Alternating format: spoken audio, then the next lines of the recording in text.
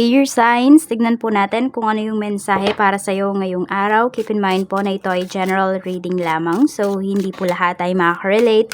So, be open-minded. Sa mga hindi pa po nakasubscribe dito sa ating channel, please subscribe na po kayo.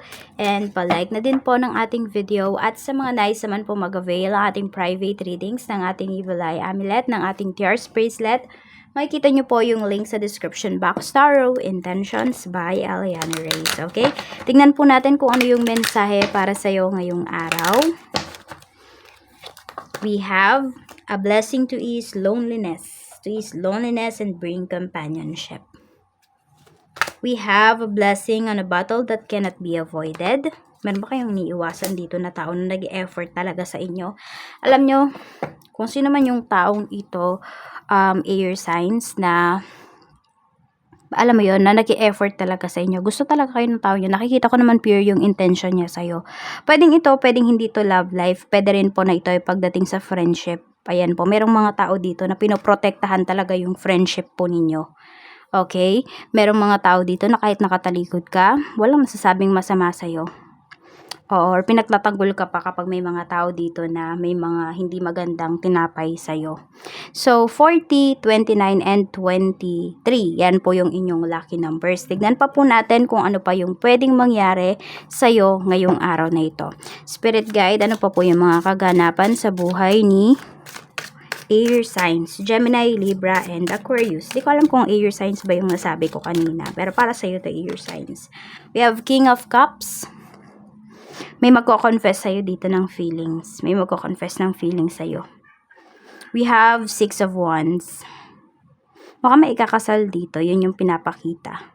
Or meron na kayong matagal na ninanais po ninyo na makukuha nyo na talaga. We have Queen of Wands. Pero more on confession yung nakikita ko kasi dito pagdating sa energy na ito. So may magko-confess po sa inyo na may feelings siya sa'yo. Ayan.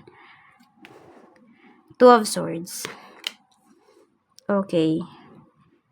Tingnan natin. Meron naman dito crossroads. Baka meron kayong gustong bilhin or meron kayong gustong puntahan. Kaya lang pwedeng conflicted po sa schedule po ninyo. So, pag-isipan yung mabuti kung ano ba yung ipaprioritize nyo dyan. Sa family naman, okay, we have Queen of Cups.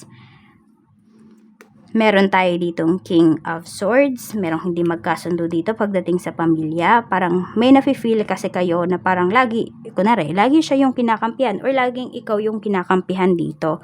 Air signs, yun yung nafe-feel ng mga kasamahan mo sa bahay. Kaya pwedeng meron dito naiinggit sa'yo. Sa loob ng family, could be, pwede rin relatives. So, tignan natin kung ano pa po yung mensahe. Okay. Pagdating naman sa mga friends mo, we have Knight of Cups. Okay. Pwedeng friend mo yung may gusto sa'yo, air signs. Yun yung pinapakita dito. Pwedeng siya yung aamin ng feeling sa'yo. Pwedeng siya yung magyaya sa'yong mag-date. Siguro yun, yung a blessing on a battle that cannot be avoided. Siguro yun nga, hindi mo din talaga maiwasan. Kasi pwedeng may feelings ka din dun sa friend mo na yun. O kaya naman dahil kaibigan mo siya, kaya pagbibigyan mo. We have Ace of Wands. Ayan. So, efforts talaga yung nakikita ko dito. Okay, pagdating sa friend mo, lagi kang iniisip nitong kaibigan mo na to. Tingnan natin. Ano pa yung mensahe?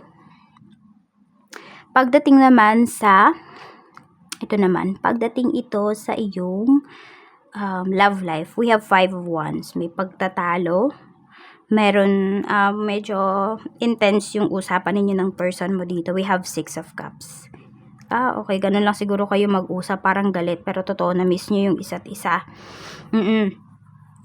Or meron dito, sinisermonan nyo yung person ninyo kasi nagagalit kayo sa kanila dahil basta parang ganun ganun yung nakikita kong energy.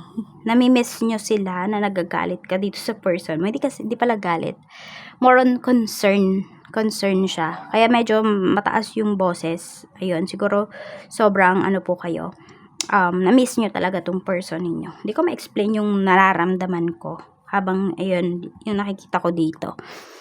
Parang I cannot put it into words. Though madami na akong nasabi. Pero ayun, hindi ko siya ma-pinpoint. Yan yung naano ko dito.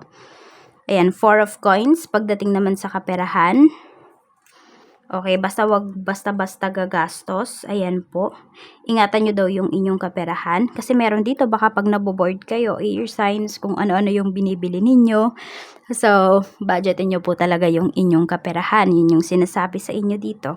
Pagdating naman sa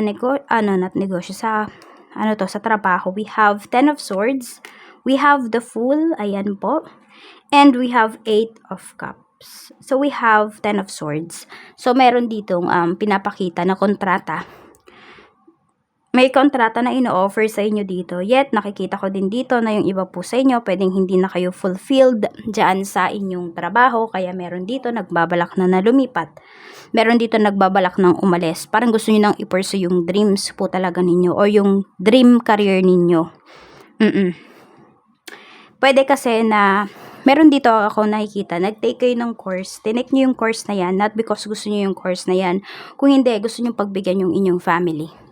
So, parang napagbigyan nyo na sila, nakapagtrabaho na rin po kayo dun sa course na tinake ninyo. So, parang it's time naman na gusto mong habulin talaga. Mahabulin kung hindi, gusto mong i-pursue yung iyong dreams. O yung dream career mo. Parang yung iba po sa inyo, wala na kayong paki dito kung ano yung sasabihin ng ibang tao. Siguro ito yun. Ito din yun, yung a blessing on a bottle that cannot be avoided. And also, pwedeng may mga tao po dito na susuportahan naman po kayo. We have 5 of cups pagdating to sa negosyo. 10 of wands. Na-stress yung iba sa inyo. Mukhang may mabigat kayo na problems dito pagdating sa negosyo. May pinagsisisihan kayo.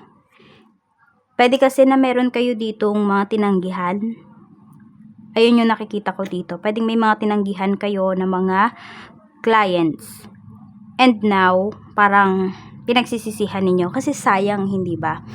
Oo, yun yung pinapakita dito pagdating sa energy po ninyo. And also, tignan natin ano ba yung advice sa universe ngayon. We have 3 of cups. So, lumabas-labas daw po kayo. Huwag nyo masyadong pahirapan yung inyong sarili. Dapat daw, ayan, from time to time, nag-enjoy daw po kayo. So, labas kayo with friends. Or kung hindi man, pwedeng yayain mo yung mga friends mo sa bahay, kung hindi kayo mahilig lumabas, ayan. Or could be, pwede naman dito friends mo, pwedeng family. And may pinapakita rin po talaga dito na reunion sa inyo between friends. Check po natin ano pa yung mensahe para sa'yo. Mensahe po natin, Spirit Guide, kaya galing tong ano na to. So, ulitin ko lang, 23, 29, and 40, yan po yung inyong lucky numbers. Ayan, karmic partner interference. Okay. I've been putting on a front. My life is not what it seems on the outside. Okay, I'm going to put a ring on it when the time is right. So, some of you are dealing with your karmic partner. Meron dito, pwedeng kailangan nyo munang tapusin yung lessons mo with that karmic partner. Some of you naman po, yung makakatuluyan nyo talaga is yung karmic partner po ninyo. Yung taong maraming ituturong lesson sa inyo. Yung mag-grow po talaga kayo. I mean, hindi lang naman siya yung magtuturo sa iyo ng mga lessons. Ikaw din, may matuturo ka din na lesson sa kanya. Oo, meron din talaga mga karmic partner na nagkakatuluyan. Hindi lang soulmate, hindi lang twin flames ang nagkakatuluyan. Oo. So, ayan lang po. Maraming salamat. Mag-ingat po kayo always and more blessings to come.